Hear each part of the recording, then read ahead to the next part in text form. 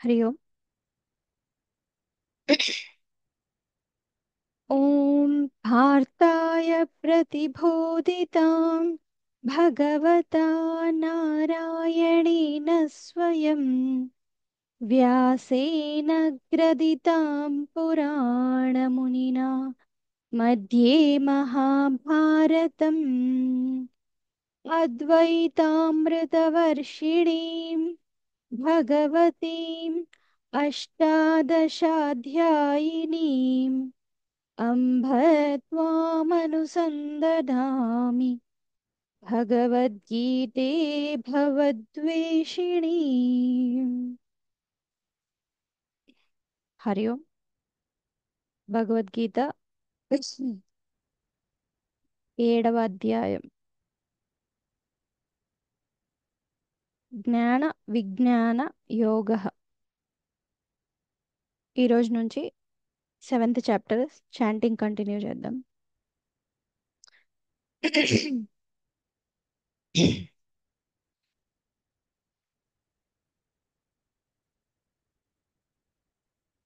వకుల గారు. ఓం శ్రీకృష్ణ పరబ్రహ్మణే నమః.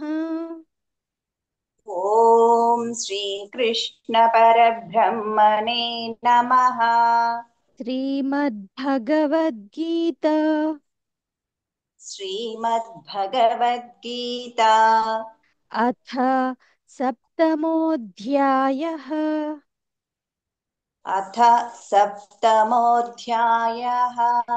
ज्ञानविज्ञानयोगः.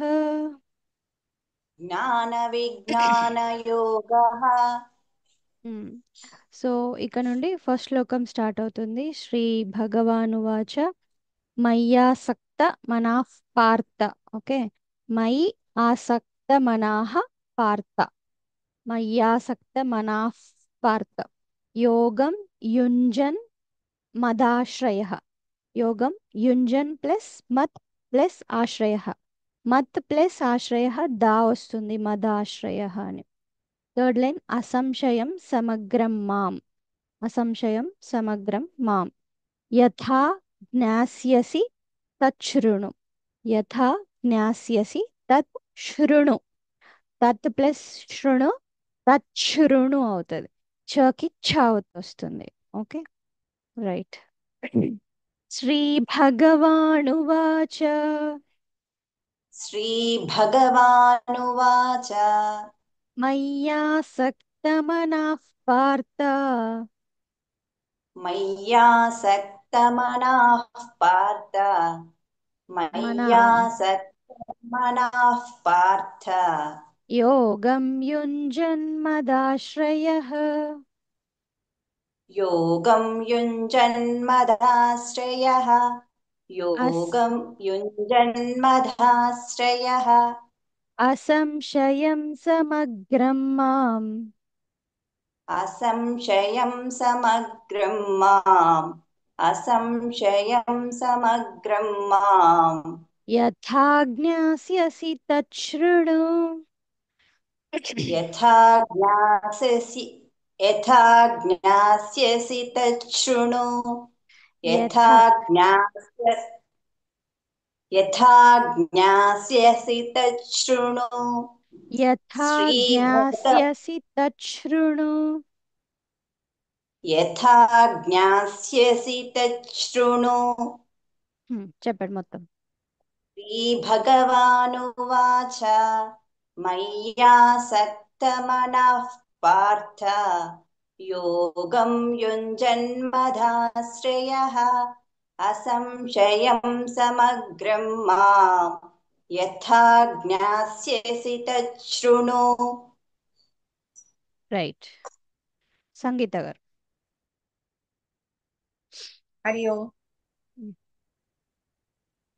श्रीभगवानुवाच मय्यासक्तमनः पार्थ योगं युञ्जन्मदाश्रयः। असंशयं समग्रं माम् यथा ज्ञास्यसि तच्छृणु। పావని. मय्यासक्तमनः पार्थ योगं युञ्जन्मदाश्रयः असंशयं समग्रं मां यथा ज्ञास्यसि तच्छृणु। రామచంద్ర గారు. हरि ओम माताजी। హరి.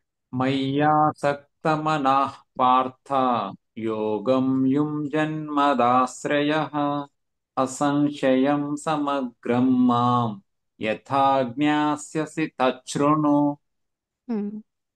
విసర్గ తర్వాత పా వస్తే ఫ అనాలి, మర్చిపోవద్దు. ఆ, లలిత గారు.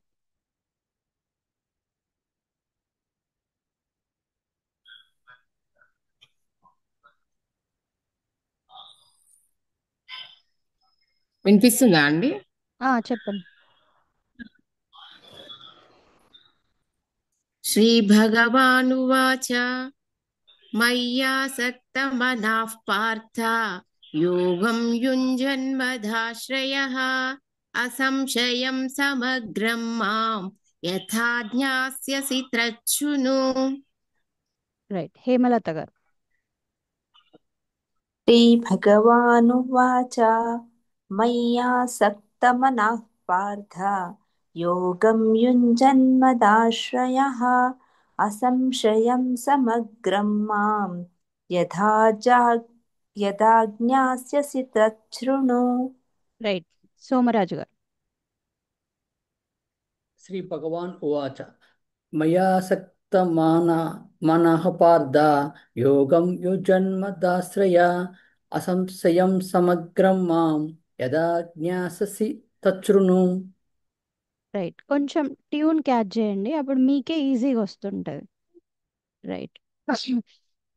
ఒకటి విసర్గ తర్వాత పా వచ్చినప్పుడు ఫా అనడం మర్చిపోకండి అందరూ. ఓకే. రైట్. ఇంకా ఈ ఈ ఈ శ్లోకం తర్వాత నుంచి నేను ఈ రూల్ అసలు చెప్పబోను. మీరు ఒకవేళ మిస్టేక్ చేసినా నేను ఇంకా వదిలేస్తాను అందరినీ. ఓకే. సో నేను అస్సలు మెన్షన్ చేయను. తర్వాత పా వస్తే ఫ సౌండ్ రావాలి, క వచ్చినప్పుడు ఫ ఫ ఫ అని రావాలి. ఓకే. అవి రెండు గుర్తుపెట్టుకోండి. I'm not going to repeat this one. श्रीभगवानुवाच मय्यासक्तमनः पार्थ योगं युञ्जन्मदाश्रयः असंशयं समग्रं मां యథా థాకి సెకండ్ థా అది కొంచెం క్లియర్గా అనలేదు కొంతమంది. యథా జ్ఞాస్యసి తచ్ఛృణు, తత్ ప్లస్ శృణు, తచ్ఛృణు. రైట్. నెక్స్ట్.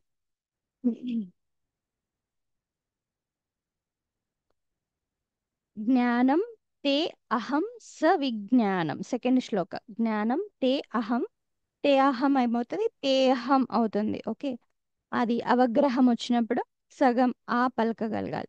స విజ్ఞానం ఇదం వక్ష్యామ్యశేషతః, వక్ష్యామి అశేషతః కలిపేస్తే క్షకి యావత్తు, మకి యావత్తు, వక్ష్యామ్యశేషతః.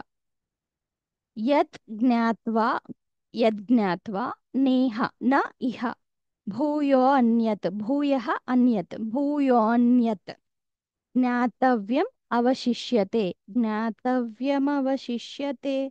సో జ్ఞాతవ్యమవశిష్యతే అలా రావద్దు, మవశిష్యతే వర్డ్ కాదు. జ్ఞాతవ్యం అవశిష్యతే, జ్ఞాతవ్యం అవశిష్యతే. జ్ఞాతవ్యం అనేది ఒక సైడ్ రావాలి అట్లా మన మైండ్లో. రైట్. జ్ఞానం తేహం స విజ్ఞానం, ज्ञानं तेऽहं सविज्ञानम्, ज्ञानं तेऽहं सविज्ञानम्, ఇదం వక్ష్యామ్యశేషతః, इदं वक्ष्याम्यशेषतः, इदं वक्ष्याम्यशेषतः, యజ్ఞాత్వా నేహ భూయోన్యత్, यज्ञात्वा नेह भूयोऽन्यत्, यज्ञात्वा नेह भूयोऽन्यत्, జ్ఞాతవ్యమవశిష్యతే. ज्ञातव्यमवशिष्यते. ज्ञातव्यमवशिष्यते చెప్పండి. ज्ञानं तेऽहं सविज्ञानम् इदं वक्ष्याम्यशेषतः यज्ञात्वा नेह भूयोऽन्यत् ज्ञातव्यमवशिष्यते. రైట్. సో మనం రూల్స్ గుర్తుపెట్టుకున్నట్లయితే ఒక్కొక్కసారి నేను కొంతమందిని డివైడ్ చేసి అనిపిస్తుంటాను. బట్ మిగతా వాళ్ళు కూడా మీరు మ్యూట్లో ఉన్నా కూడా దయచేసి ప్రాక్టీస్ చెయ్యండి. Okay, right. అది ఇంపార్టెంట్. అంటే ప్రతి శ్లోకం మీకు ఛాన్స్ రాకపోవచ్చు, బట్ మీరు అది ప్రాక్టీస్ చెయ్యొచ్చు. రైట్. సరిత గారు. हरि ओम माताजी। ज्ञानं तेहं सविज्ञानम् इदं वक्ष्याम्यशेषतः यज्ञात्वा नेह भूयोऽन्यत् ज्ञातव्यमवशिष्यते। రైట్. స్వప్న గారు. हरि ओम माताजी। హరి ఓం. ज्ञानं तेहं सविज्ञानम् इदं वक्ष्यम्यशेषतः यज्ञात्वा नेह भूयोऽन्यत् ज्ञातव्यम् अवशिष्यते। సెకండ్ లైన్ మళ్ళీ చెప్పండి. ఇదం इदं वक्ष्यम्यश వక్ష్యా, క్షాకి దీర్ఘం ఉంది. ఇదం వక్ష్యామ్యశేషతః. इदं वक्ष्याम्यशेषतः। రైట్. నాగలత్. हरि ओम माताजी। హరి. ज्ञानं तेऽहं सविज्ञानम् इदं वक्ष्याम्यशेषतः यज्ञात्वा नेह भूयोऽन्यत् ज्ञातव्यमवशिष्यते। రైట్. సుమ గారు. ज्ञानं तेहं सविज्ञानम् इदं वक्ष्याम्यशेषतः यज्ञात्वा नेह भूयोऽन्यत् ज्ञातव्यमवशिष्यते। జ్ఞాతవ్యమవశిష్యతే. ज्ञातव्यमवशिष्यते। హా. రాజమణి గారు. हरि ओम माताजी। హరి ఓం. ज्ञानं तेहं सविज्ञानम् इदं वक्ष्याम्यशेषतः यज्ञात्वा नेह भूयोऽन्यत् ज्ञातव्यमवशिष्यते। నీలిమ గారు. ज्ञानं तेहं सविज्ञानम् इदं वक्ष्याम्यशेषतः यज्ञात्वा नेह भूयोऽन्यत् ज्ञातव्यमवशिष्यते। రైట్. జ్ఞానం తేహం సవిజ్ఞానం ఇదం వక్ష్యామ్యశేషతః యజ్ఞాత్వా నేహ భూయోऽన్యత్ జ్ఞాతవ్యమవశిష్యతే. దెన్ 7th చాప్టర్ 3వ శ్లోకం. ఇది కూడా వన్ ఆఫ్ ద ఫేమస్ శ్లోకం, అందరికీ ఎక్కడో ఒక దగ్గర టచ్ అవుతూనే ఉంటుంది. మనుష్యాణం సహస్రేషు కశ్చిత్ యతతి సిద్ధయే. కశ్చిత్ థు యతతి కలిపేస్తే కశ్చిద్యతతి సిద్ధయే. థర్డ్ యతతాం అపి సిద్ధానాం. ఫోర్త్ కశ్చిన్మాం వేత్తి తత్వతః. కశ్చిత్ మాం వేత్తి తత్వతః. కశ్చిద్ యతతిలోనేమో కశ్చిత్ అంటే కొందరు, కశ్చిత్ అంటే ఎక్కడో ఒక్కడ, ఏ ఒక్కరో, సమ్వేర్, ఎక్కడో ఒక దగ్గర ఒక్కరు అని. కశ్చిత్ ఎవరో ఒకరు. కశ్చిత్ యతతి అంటే ఎప్పుడు కాదు ప్రయత్నం. సో మీరు వర్డ్ నేను బ్రేక్ చేసేటప్పుడు ఆ వర్డ్కి మీనింగ్ కూడా తెలుసుకోండి. ఓకే. కశ్చిత్ యతతి ఎక్కడో ఒకరు ప్రయత్నిస్తారు. కశ్చిద్ యతతి అవుతుంది సెకండ్ పాదం.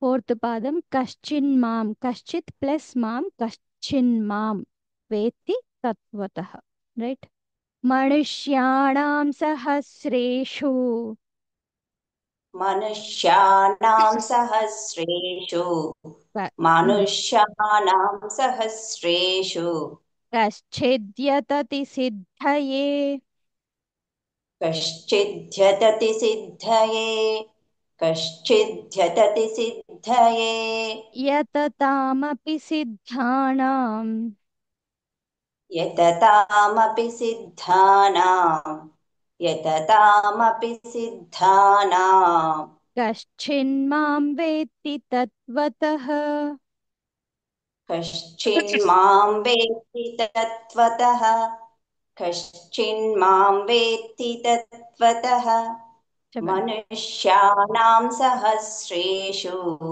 कश्चिद्यतति सिद्धये यततामपि सिद्धानां कश्चिन्मां वेत्ति तत्त्वतः रामचंद्र मनुष्याणां सहस्रेषु कश्चिद्यतति सिद्धये यततामपि सिद्धानां कश्चिन्मां वेत्ति तत्त्वतः पावनी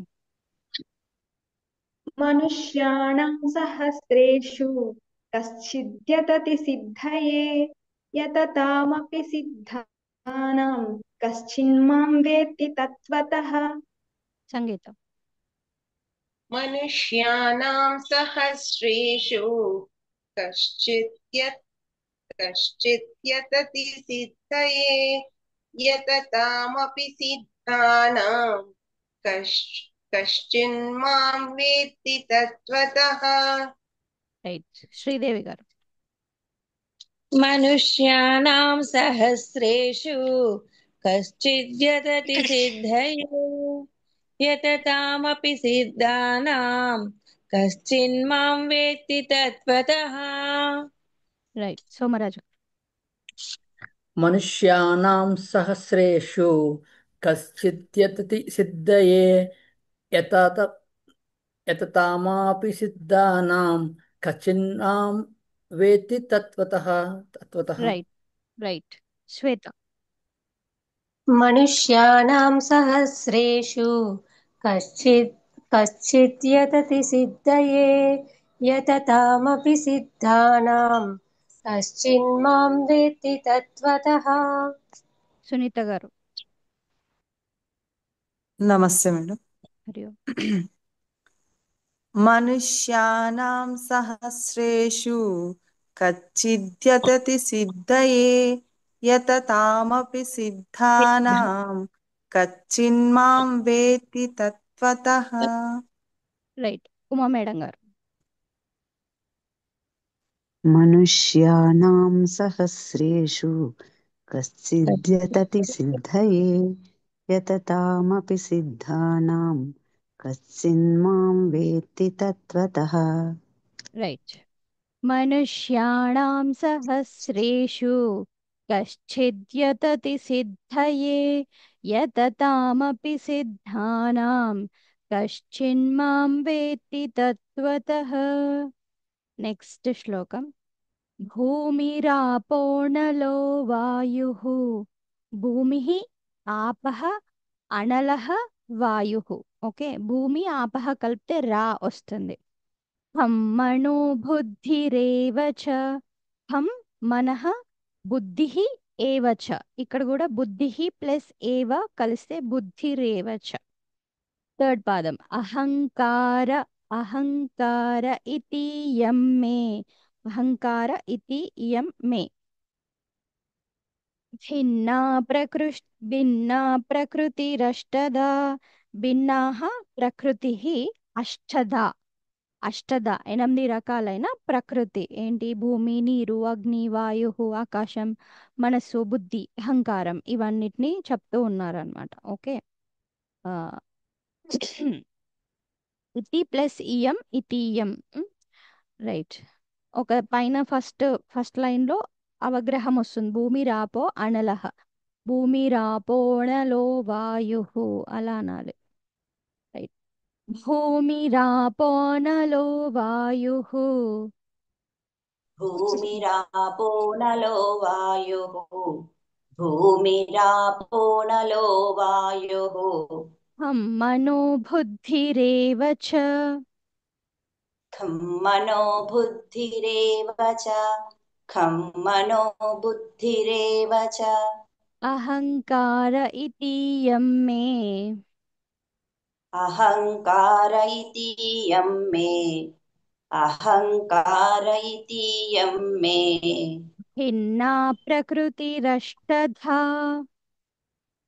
భిన్నా ప్రకృతిరష్టదా భిన్నా ప్రకృతిరష్టదా రైట్ భూమిరాపో నలో వాయుః ఖం మనో బుద్ధిరేవ చ అహంకార ఇతీయం మే భిన్నా ప్రకృతిరష్టదా సరిత గారు భూమిరాపో నలో వాయుః ఖం మనో బుద్ధిరేవ చ అహంకార ఇతీయం మే భిన్నా ప్రకృతిరష్టధా లలిత గారు భూమిరాపో నలో వాయుః ఖం మనో బుద్ధిరేవ చ అహంకార ఇతీయం మే భిన్నా ప్రకృతిరష్టధా హేమలత గారు భూమిరాపో నలో వాయుః ఖం మనో బుద్ధిరేవ చ అహంకార ఇతీయం మే భిన్నా ప్రకృతిరష్టదా నాగలత భూమిరాపో నలో వాయుః ఖం మనో బుద్ధిరేవ చ అహంకార ఇతీయం మే భిన్నా భిన్నా ప్రకృతిరస్తథా నెక్స్ట్ రాజమణి గారు భూమిరాపో నలో వాయుః ఖం మనో బుద్ధిరేవ చ అహంకార ఇతీయం మే భిన్నా ప్రకృతిరష్టధా సుమ గారు భూమిరాపో నలో వాయుః ఖం మనో బుద్ధిరేవ చ అహంకార ఇతీయం మే భిన్నా ప్రకృతిరష్టదా శోభరాణి గారు భూమిరాపో నలో వాయుః కమ్మ కమ్మగా తీయగా అదే చెప్పవే ఖం మనోబుద్ధి హాసిని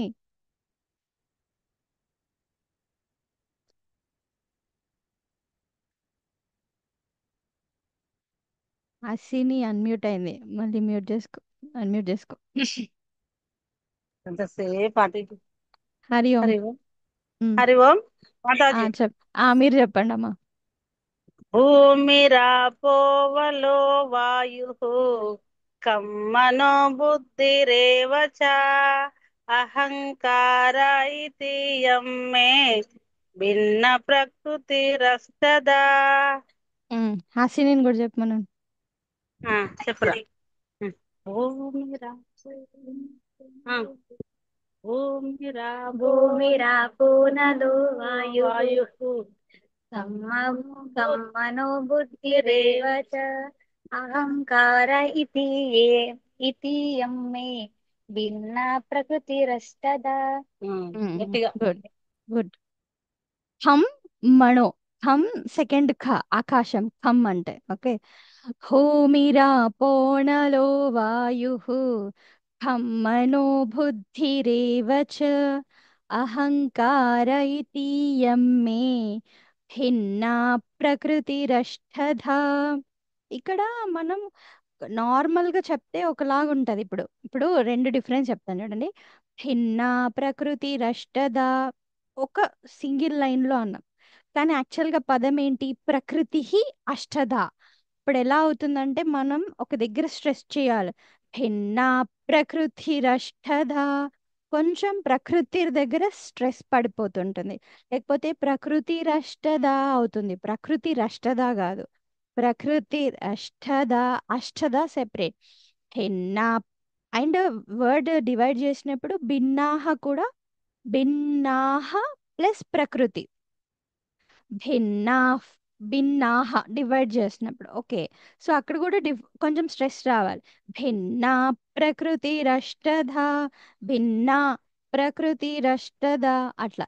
లేకపోతే భిన్నా ప్రకృతి రష్ట ఒక సింగిల్ టోన్లో సింగిల్ నోట్లోనే వస్తుంది. ఓకే, డిఫరెంట్ నోట్స్లో రావాలన్నట్టు. ఓకే, అహంకార ఇతీయం మే భిన్నా ప్రకృతిరష్టధా. నెక్స్ట్ శ్లోకం.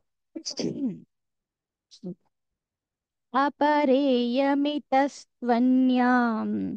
అపరేయం, అపరేయః, మిత అపర, అపరా ఇది సారీ, అపరా డిఫరెంట్ వర్డ్. అపరా ఇతః ఇయం తు అన్యాం. స్త్వన్యాం ఉంది కదా, సకి తావత్తు వావత్తు, ఇది డివైడ్ చేస్తే మితః తు అన్యాం వస్తుంది. అపర ఇయం మితం, సారీ మితం కాదు ఇది ఇతం. ఓకే,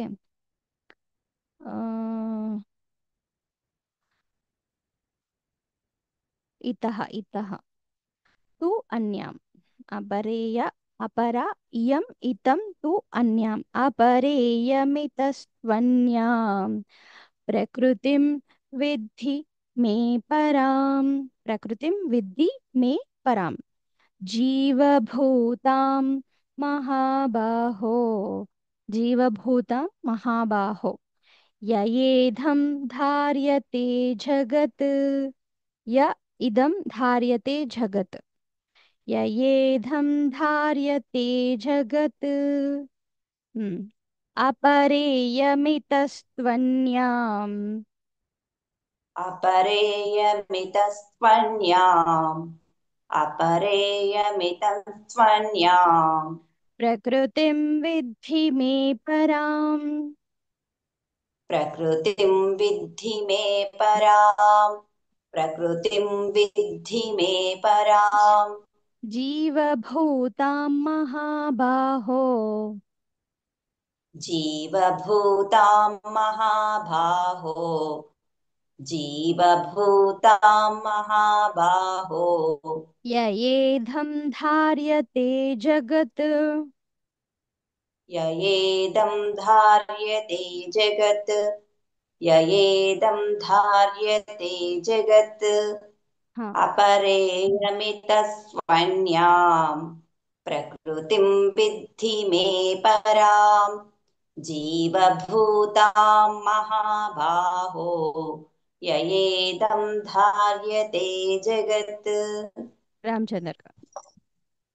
अपरेयमितस्त्वन्यां प्रकृतिं विद्धि मे परां जीवभूतां महाबाहो ययेदं धार्यते जगत्. సంగీత.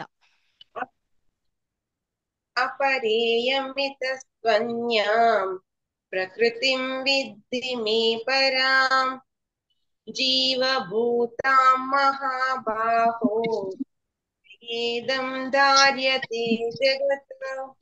పావని.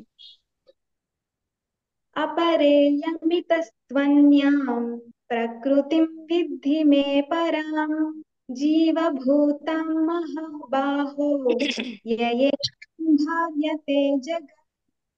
రైట్, స్వప్న గారు. अपरेयमितं स्वन्यां प्रकृतिं विद्धि मे परां जीवभूतां महाबाहो ययेदं धार्यते जगत्. సోమ గారు. अपरेयमितस्त्वन्यां प्रकृतिं विद्धि मे परां जीवभूतां महाबाहो ययेदं धार्यते जगत्. ఉమ గారు. अपरेयमितस्त्वन्यां प्रकृतिं विद्धि मे परां जीवभूतां महाबाहो ययेदं धार्यते जगत् లలిత గారు. अपरेयमितस्त्वन्यां प्रकृतिं विद्धि मे परां जीवभूतां महाभावो ययेदं धार्यते जगत् శ్రీదేవి గారు.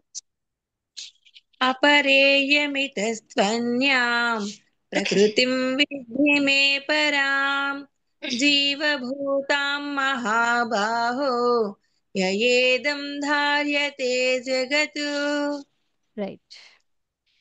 अपरेयमितस्त्वन्यां प्रकृतिं विद्धि मे परां जीवभूतां महाबाहो ययेदं धार्यते जगत्. యయేదం నార్మల్ ద, సెకండ్ ధార్యతే, రెండు డిఫరెన్సెస్ కనిపించగలగాలి. యయేదం ధార్యతే జగత్. నెక్స్ట్ శ్లోక. ఏతద్ యోనీని భూతాని, ఏతద్ యోనీని, ఏతత్ ప్లస్ యోనీని. దెన్ సర్వాణి ఇది ఉపధారయ, సర్వాణీత్యుపధారయ, ఇది ఉపధారయ. అహం కృత్స్నస్య జగతః, కృత్స్నస్య ఒకటే పదం. అహం కృత్స్నస్య జగతః ప్రభవః ప్రళయస్తథా, ప్రభవః ప్రళయస్తథా. ఓకే.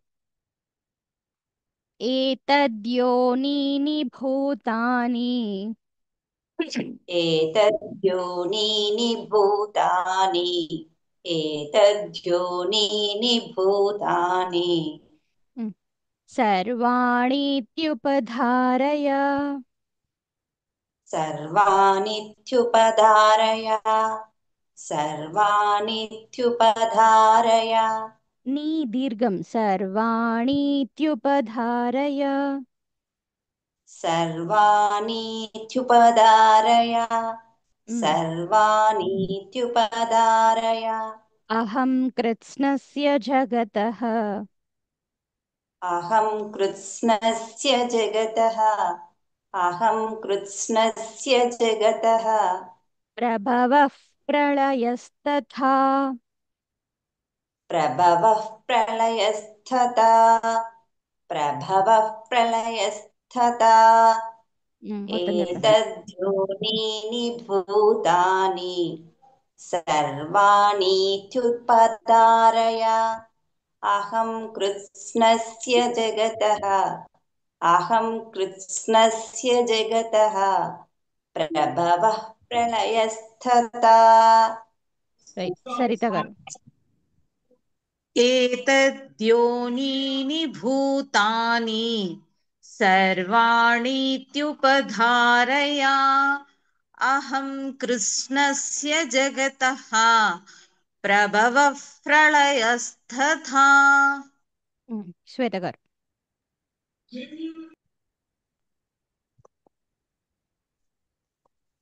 एतद्योनीनि भूतानि सर्वाणीत्युपधारय अहं कृत्स्नस्य जगतः प्रभवः प्रलयस्तथा. రైట్. సునీత గారు. एतद्योनीनि भूतानि सर्वाणीत्युपधारय अहं कृत्यस्य जगतः ప్రభవ ప్రళయస్తథా. థర్డ్ పాదం మళ్ళీ చెప్పండి. అహం కృత్స్నస్య, అహం కృత్యస్య కాదు, జగ కృత్ రాకి సావతుంది, నా అవుతుంది. కృత్స్నస్య. ఓకే. అహం కృత్యస్నస్య కృత్స్నస్య. కృత్, ఇక్కడ మీరు కృత్ అనే ఒక పదంని డివైడ్ చేయండి. కృత్ ప్లస్ నస్య, స్నస్య, కృత్స్నస్య. అహం కృత్స్నస్య ప్రాక్టీస్ చేయండి. కృత్స్నస్య. సునీత గారు. Okay madam. సునీత గారు అయిపోయింది కదా. రాజమణి గారు. ఏతద్యోనీని భూతాని సర్వాణీత్యుపధారయ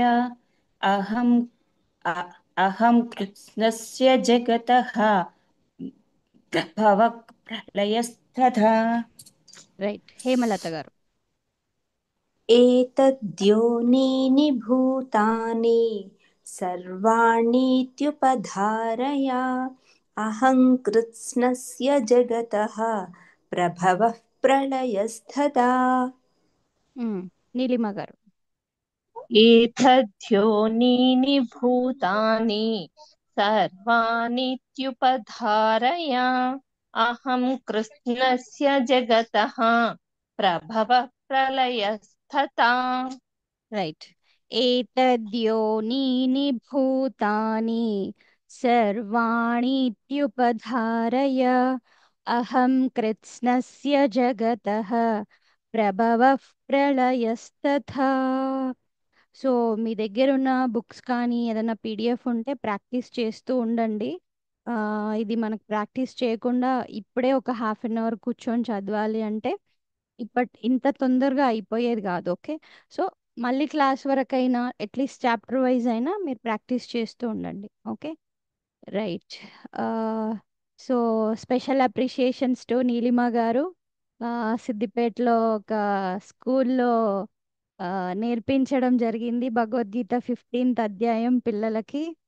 సో అంటే నేర్చుకోనడమే కాదు, నేర్పించడానికి కూడా సిద్ధమై ముందుకొచ్చి వాళ్ళు స్కూల్కి వెళ్ళి మరి ఫస్ట్ క్లాస్ నుంచి 6th క్లాస్ పిల్లలందరికీ నేర్పించినందుకు ధన్యవాదాలు నీలిమ గారు. హరి అమ్మ. Right.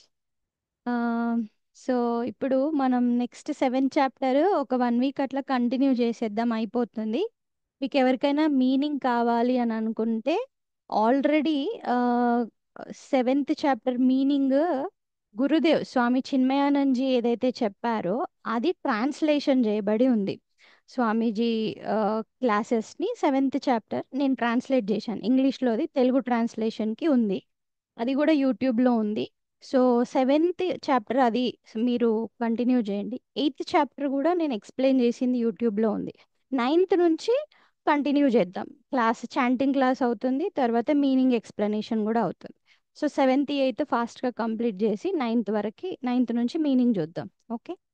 6th 7th 8th summary చెప్తాను స్టార్ట్ చేసే ముందు, బట్ స్టిల్ 9th మీనింగ్ చూస్తాం. మిగతా 2 యూట్యూబ్లో ఉన్నాయి, చూడండి. ఓకే.